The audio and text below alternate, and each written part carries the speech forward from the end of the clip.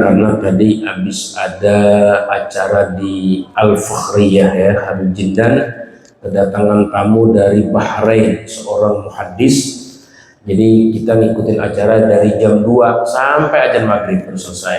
Jadi kita ikut kajian hadis ya selama kurang lebih 4 jam dari jam 2. Jadi sekali lagi mohon maaf, mudah-mudahan penantian kita yang lama di sini menjadi sebab kita tidak lama-lama menanti di hari kiamat. Amin. Akhirnya kita sering-sering lama-lamain ya waktu kita di dunia untuk ibadah ya. Waktu semakin lama kita duduk, maka semakin sebentar nantinya di hari kiamat menunggu antrian masuk ke dalam surga. Amin ya rabbal alamin. Ya, kita mulai. Bismillahirrahmanirrahim. Kita sampai kepada halaman 28 ya. Bismillahirrahmanirrahim. Halaman 28 ya. Ya betul. Ya.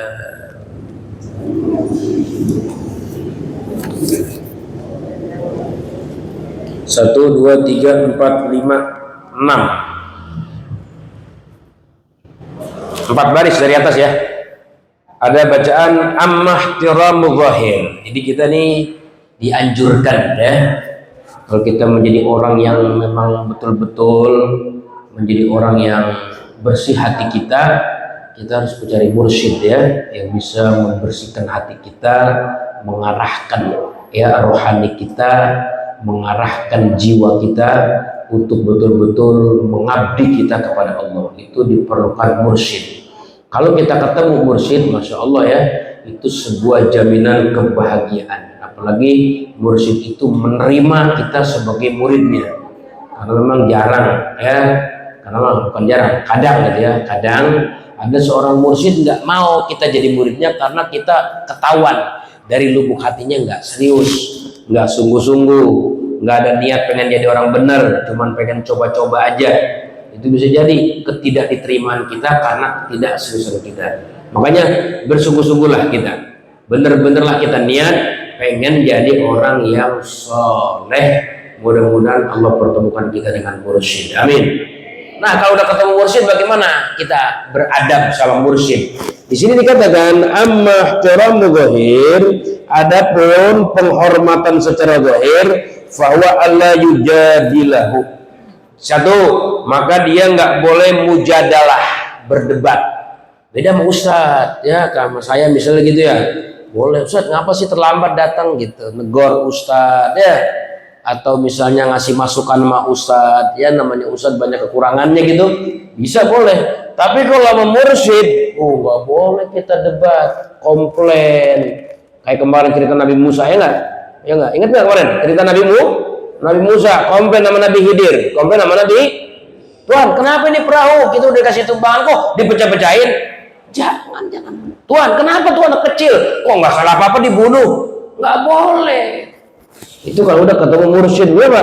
Karena mursyid lebih tahu ilmu hakikat. Kita taunya ilmu syariat, nggak boleh dong merusak barang orang, bener nggak? Masa dikasih tumpangan perahu gratis? Perahu orang dibongkarin papannya, ini nggak bener. Kok anak kecil nggak salah apa-apa, main tarik, main pencet, main putus, matiin, wah ini nggak bener, iya, kan begitu. Tapi kalau mursyid yang punya keadaan, kita sukut, kita diem gitu. Kan ada tuh dulu Imam Mukhtar Imam, masya Allah ya, sallallahu alaihi Muhammad, yang pernah belajar loh sama ya seorang ulama besar ya, sama ulama besar yang kemarin saya ceritakan, kalau mau jadi murid saya minta kamu loncat dulu dari atas gunung. Wah, di atasnya loncat dari atas gunung. Begitu dia loncat, bener kagak ngapa-ngapa. Emang yang nyuruhnya kiai beneran, mursyid asli. Tapi zaman sekarang juga kita ngeri juga, banyak mursyid gadungan. Ini yang kita memang harus hati-hati juga. Jadi mursyid juga ada mursyid gadungan, palsu. Lah kalau kita disuruh loncat di lantai 15, kemudian kita loncat, bisa mati kita itu mah. Mati konyol, bener nggak? Karena yang nyuruh mursyid palsu. Ini mah kalau musasi nggak akan mati. Memang kita dicoba dulu, asli nggak tekadnya. Ketika dia loncat dari atas gunung, ya dia loncat bener selamat, ngapa cuma pada bungsur-bungsurnya dikit. Ya, ditanya tadi kamu loncat, udah nih bungsu tuh Pak. Tadi saya mau tanya, loncatnya merem apa melek? Merem, saya takut, nggak merem. Wah, nggak kaci katanya. Ulang lagi, apa harus melek? Begitu, nggak boleh merem. Dia tekad pengen jadi muridnya, dia naik lagi. Begitu dia naik sampai ke atas, dia loncat sambil melek. Begitu dia loncat, dia ngeliat suasana terbang tuh dia. Tiba-tiba dia ngeliat tapak tangan gede nanggapin dia. Gitu, sampai di rumah depan gurunya tanya, gimana tadi? Guru, begitu saya melek, saya melihat keajaiban. Keajaiban apa? Saya melihat tapak tangan besar menanggapin saya. Tadi waktu merem saya nggak ditanggapin, waktu melek saya ditanggapin, saya melihat tapak tangan raksasa. Kata gurunya, kamu tahu nggak tangan siapa itu? Kata guru, itu tangan saya. Itu begitu. Cuma saya ingin mencoba kamu. Begitu. Jadi mursyid begitu. Nah, makanya mursyid itu perlu kita cari. Buat apa? Buat memperbaiki hati kita. Jadi kalau udah ketemu, begitu caranya. Allah yujadil, satu, jangan mendebat. Yang kedua, wala yastagila bil ihtijaz wa fi kulli mas'alatin. Dan juga jangan banyak nanya masalah. Udah selesai masalah-masalah agama di usah belajar fikih sholat udah ya, jangan mendebat. Kemarin Habib Umar ya. Habib Umar waktu jadi Imam Istiqlal itu kan banyak yang mendebat. Habib Umar tuh mursyid kamil. Dia mau baca Fatihah model kayak bagaimana, udah bebas saja. Karena kiroat nggak cuma satu kiroat, ada kiroat sab'ah, ada kiroat asyarah, macam-macam, dan masing-masing negeri punya lahjah masing-masing, punya logat masing-masing. Kalau kita lihat di Facebook, ngeri itu orang-orang yang pada mendebat mengkritik Habib Umar waktu jadi Imam Istiqlal, bacanya kurang fasihat, bacanya nggak setajwid. Waduh, bahaya itu. Ya makanya tuh, aduh, handphone emang bener-bener merusak seseorang. Kalangan santri sekalipun kalau nggak mengenal tentang seorang mursyid, habis dicaci maki di Facebook itu. Ya Allah, sekelas Umar dicaci maki, bahaya itu ya. Makanya dibilangin sama pemerintah klarifikasi tentang bacaannya Habib Umar, karena itu kita nggak paham. Kadang-kadang kita hanya belajar di satu pesantren, belajar tentang ilmu qiraat, kiroat seni atau kiroat yang lainnya, sementara kita nggak mendalami lagi kiroat yang selain daripada sabah. Mungkin sampai juga asyara, mungkin lebih daripada itu yang kita nggak tahu. Makanya jangan gampang komplain dalam mursyid dengan kita punya dalil, punya hujah. Oh, dalam ilmu tajwid kan ada aturannya, begini ilmu tajwid, begini makanan. Iya betul, tapi kalau sudah kelasnya mursyid, lebih ini khudur qalbi. Makanya hati-hati, jangan suka gampang mendebat. Nah, seperti itu ya. Kemudian wa in alima khotoahu, tuh, sekalipun dia tahu ini gurunya salah nih, khoto kan salah. Gurunya salah, jangan deh. Kalau kayak saya ustadz salah, wajar dikasih masukan lah, dikasih saran lah, dikasih teguran lah kalau saya ustadz. Tapi kalau mursyid jangan. Wah, tapi ini mursyid nggak bener nih. Kok mursyid kok gitu ya, main perempuan. Sekalipun main perempuan kan ada tuh ceritanya ya. Seorang murid ya bilang sama gurunya, guru mau mursyid nih. Ya, kenapa? Coba jadiin saya seperti si Fulan. Kenapa? Rahasia guru disampaikan si Fulan. Oh, kamu nggak akan kuat menerima rahasia saya. Enggak, saya kuat. Ya sudah, sini ada rahasia. Rahasia apa? Ntar malam ada perempuan datang ke rumah saya. Kamu diam ya, kamu tutup rahasia ini. Ada perempuan mau datang ke rumah saya. Sukut, kamu diam. Oke, kata gitu ya. Ya, siap. Tapi siapnya cuma di mulut. Di hati jahat nih. Kesempatan nih gua jatuhin guru nih. Wah, katanya begitu. Bener ya, begitu sore-sore aja keliling kampung-kampung. Bapak-bapak, bagaimana kalau malam ini kita ngadain ya penggerbegan tiba-tiba, sidak namanya ya, sidak ya, operasi mendadak. Nah, kita orang kamu kemudian kenapa? Ntar malam kiai kedatangan perempuan.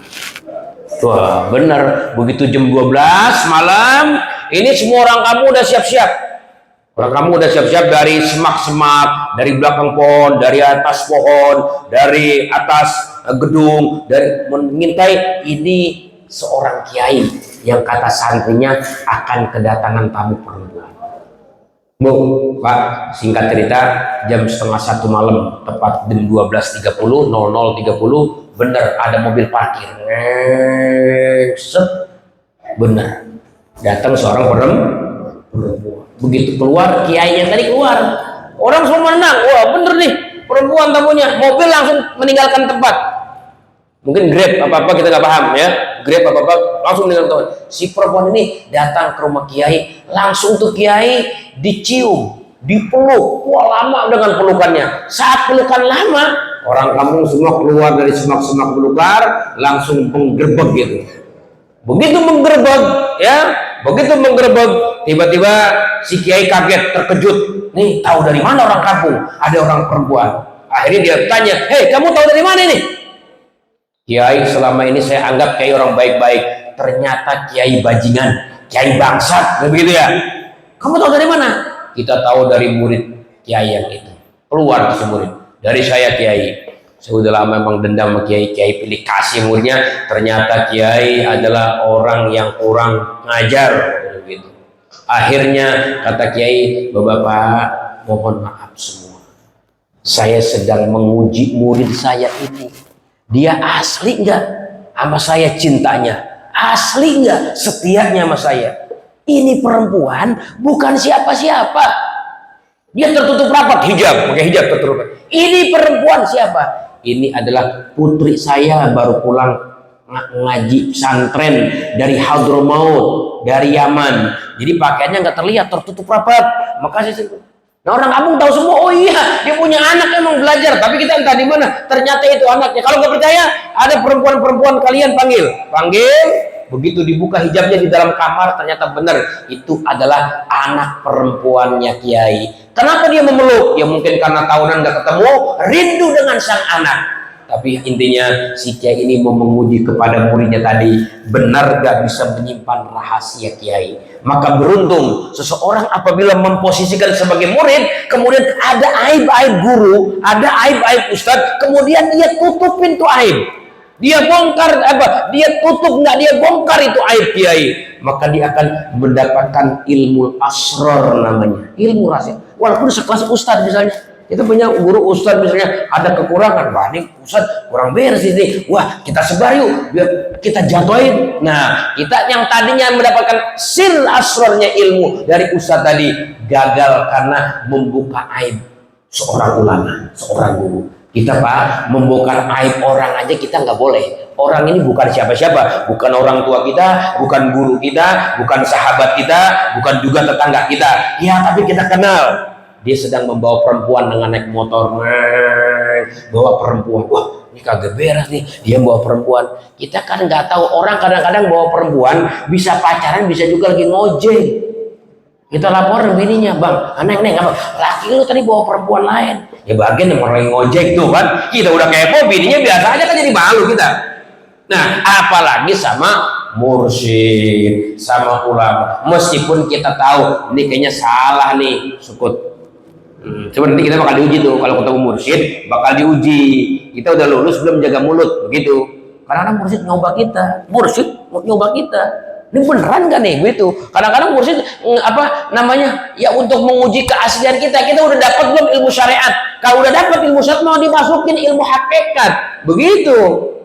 Ilmu asrar, ilmu para aulia untuk dibentuk menjadi orang saleh kan begitu. Maka dicobalah, diujilah gitu ya.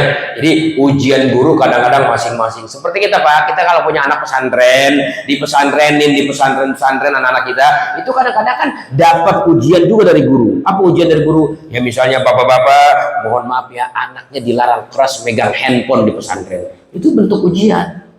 Wah nggak bebas nih pesantren SKI, santri kurang informasi, bagaimana mau berkembang santri, masa handphone nggak boleh? Kadang-kadang ada yang komplain begitu, ya.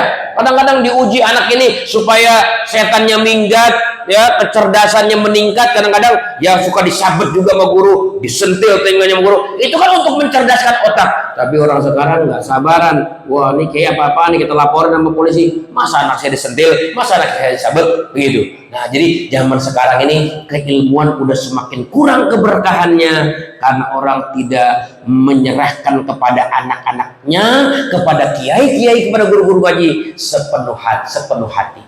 Ya, jadi guru hanya boleh mengajar, tapi ingat jangan sakiti anak saya. Padahal bentuk penyakitan itu sebenarnya bentuk pendewasaan sebenarnya ya.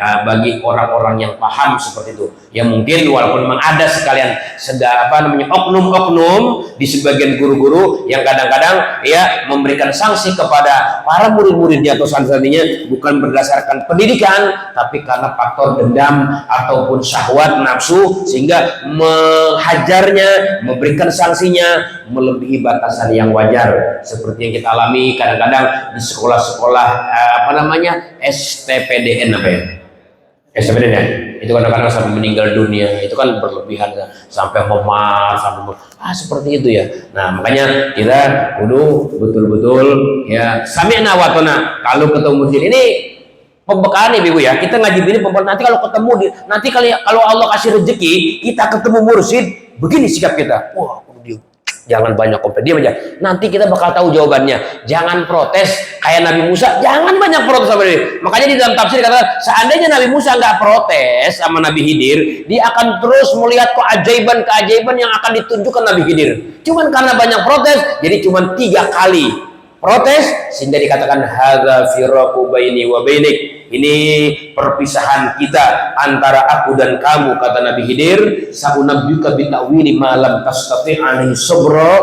Kami nanti akan ceritakan kepada kamu hal-hal yang kamu nggak tahan untuk komentar, untuk protes, komplain sama saya akan bahas. Tahu nggak kamu perahu itu mau dicuri, saya bolongin. Tahu nggak anak itu yang saya bunuh? Itu anak nanti udah gedenya bakal jadi anak kafir yang akan durhaka orang tua, bahkan orang tuanya dikejar kafir sama dia. Sampai begitu. Kata Nabi Musa begitu. Ya udah, sekarang kamu lanjut dengan perjalananmu menyebarkan syarat, aku akan jalan dengan jalan di hakikat, kata Nabi Khidir begitu. Jadi berjauhan ya. Jadi hati-hati kita berkomentar dengan para wali, para solihin, karena memang mereka setingkat dengan namanya mursyid. Kalau lanjut, wala yulqi baina yadayhi sajadatahu illa waqta ada'i shalat, dan jangan kamu meletakkan di hadapan guru akan sejadah kecuali pada waktu menunaikan sholat. Kalau kita berkhidmatan mursyid, kalau kita mau gelarin sejadah, gelarlah sejadah pada sholat hendak dilaksanakan. Jangan dikit-dikit mentang-mentang mursyid digelarin sejadah, itu mursyid roman-romannya disuruh banyak sembahyang sama muridnya.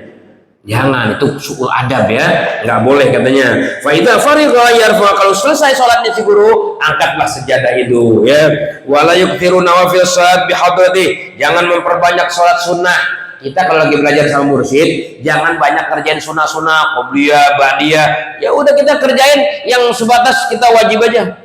Waktu aja. Jangan banyak ngerjain yang sunnah-sunnah sholat di depan mursyid ya. Seolah kita menunjukkan kesolehan depan. Jangan banyak begitu. Wa ya'mal ma yamsul amal, dan kita melakukan apa yang ia perintahkan si mursyid minal amal, daripada amal biqudri wus'ihi, semampu kita, wa taqati, dan kekuatan kita, dan kita praktekkan apa yang beliau pesan semampu kita praktekin, kita amalin ya.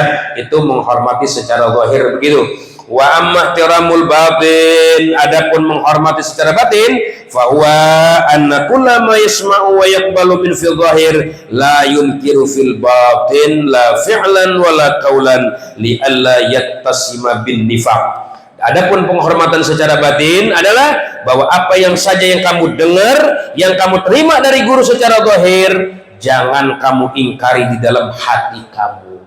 Jadi jangan mungkin ngomong begini, ya guru, siap guru, tapi di hatinya, ini guru ya. Nah itu namanya munafik. Jadi banyak murid-murid munafik.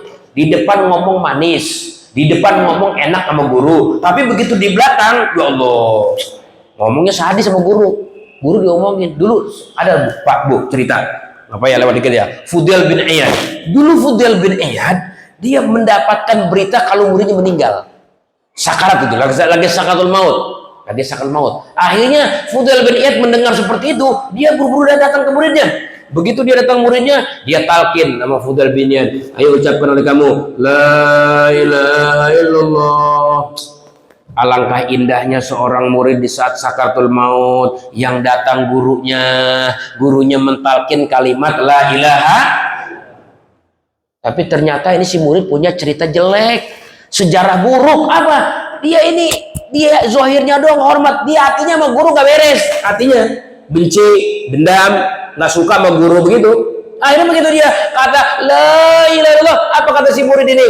Saya udah gak butuh kalimat itu. Nah, di akhir hayat Pak, yang kita butuhkan itu apa? Kalimat la ilaha.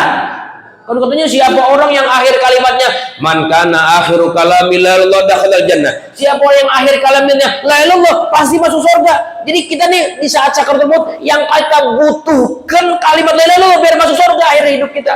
Gitu. Tapi di si murid bilang ngomong, saya nggak butuh dengan kalimat itu. Kaget ini. Masya Allah, Fudel bin Iyad, kok saya punya murid kayak begini ngomongnya di akhir hayat, nggak butuh kalimat la ilaha illallah. Begitu diajarkan, ayo ini kalimat yang kamu butuhkan, la ilaha. Enggak, saya nggak butuh kalimat itu.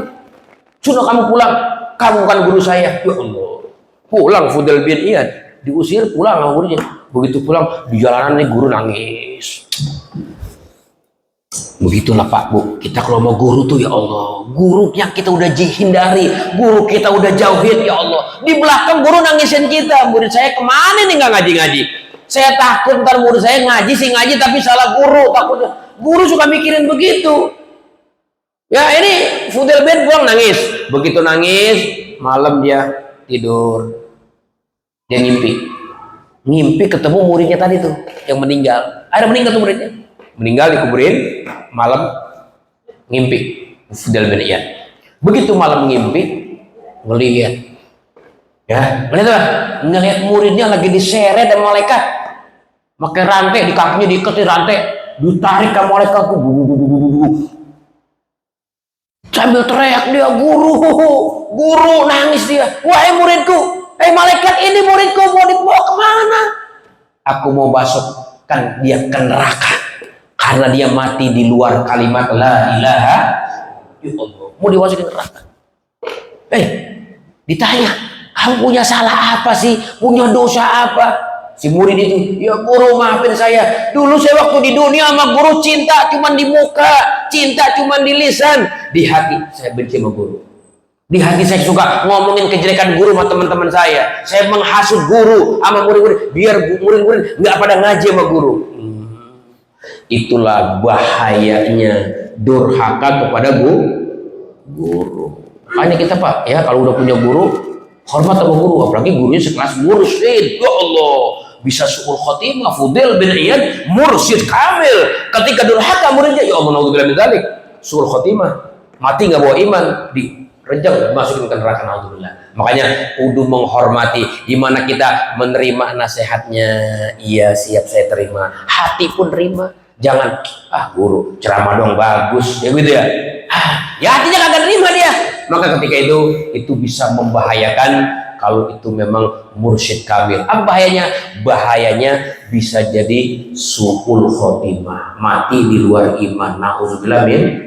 Kalau sama ustadz-ustadz biasa mungkin kita bisa nggak dapat keberkahan ilmu kita kosong daripada ruh, daripada makna begitu. Makanya jangan suka ngomongin guru di belakang. Tapi nih, kita yang sebagai guru memang zaman sekarang memang zaman udah akhir zaman. Kita yang namanya orang biasa Bu, jangankan kita guru, kadang-kadang kita jadi orang tua aja kadang-kadang diomongin sama anak. Ada nggak anak ngomongin orang tua? Kira-kira ada nggak anak ngomongin orang tua? Ngomongin kejelekan orang tua ada nggak kira-kira? Zaman sekarang aja ngomongin kejelekan, yang bacok orang tua ada nggak? Anak bacok orang tua, apalagi ngomongin, bener nggak? Ngomongin di belakang, di perapatan. Gua kalau bisa nawar sama Tuhan, gua kagak mau nih beranak dari baba gua yang ngono, begitu, dari mak gua yang ngono. Apa? Gua kesel, gua kayaknya orang enak banget punya baba kayak model begitu, mak kayak model begitu. Lah babanya dewek yang udah ngasih makan sore pagi, ngasih pendidikan, masih diomongin juga di perapatan teman-temannya. Apalagi guru gitu. Makanya banyak maafin anak-anak kita kalau begitu keadaannya. Seorang guru maafin juga murid-muridnya kalau ngomong begitu. Jangan sampai keberkahan ilmu yang udah dia berikan kosong buat murid, karena rugi juga. Begitulah hebatnya guru, dididik sama gurunya. Jangan suka nyumpain murid. Orang tua jangan suka nyumpain Anaknya kurang ajar, anaknya durhaka, doain aja, ya Allah kasih hidayah dia ya Allah. Makanya Bu, Pak, kalau malam kita berdua suami istri bangunlah tahajud, sholat 2 rakaat, kontak nomor darurat. Apa itu? Allah bilang, ya Allah yang megang hati anak saya, jadiin anak saya yang tunduk kepada perintahmu ya Allah, bakti kepada kami ya Allah. Begitu ya. Kalau cuma kita nyumpahin, ngomel-ngomel, anak makin beringas zaman sekarang. Bagaimana caranya? Bangun malam, nangis setengah jam, berlinang air mata, minta sama Allah biar Allah jadikan anak-anak kita anak-anak yang bakti yang orang tua. Amin. Sama ya, seorang murid juga begitu, seorang guru juga begitu. Sama muridnya jangan gampang nyumpain. Bagian tuh murid yang model begitu kagak bakal berkah ilmunya. Jangan begitu, itu guru yang kagak beres juga. Kalau murid disumpahin, jangan. Mendingan kita doain mudah-mudahan dapat hidayah Allah Subhanahu. Itu guru biasa, apalagi sosok yang namanya mursyid. Oh, kalau boleh ceritain banyak ya kisah-kisah mursyid yang doain muridnya yang nakal menjadi wali, menjadi orang soleh. Beruntung kita. Mudah-mudahan Allah kasih karunia kepada kita. Kita punya mursyid yang mengarahkan hati kita, mengarahkan agama kita, mengarahkan diri kita untuk menjadi hamba Allah yang sejati. Amin ya rabbal alamin. Sampai di situ ya. Iya, wa al-Fatihah. A'udzubillahi minasyaitonir rajim. Bismillahirrahmanirrahim. Alhamdulillahirabbil alamin. Arrahmanirrahim. Maliki iyyaka na'budu wa iyyaka nasta'in. Shiratal ladzina ghairil maghdubi 'alaihim. Rabbana taqabbal minna innaka antas samiul 'alim wa tub 'alaina innaka antat tawwabur rahim. Wa sallallahu ala sayyidina Muhammadin wa ala alihi wasallam. Subhana rabbika rabbil izzati 'amma yasifun wa salamun 'alal mursalin walhamdulillahi rabbil alamin. Assalamualaikum warahmatullahi wabarakatuh.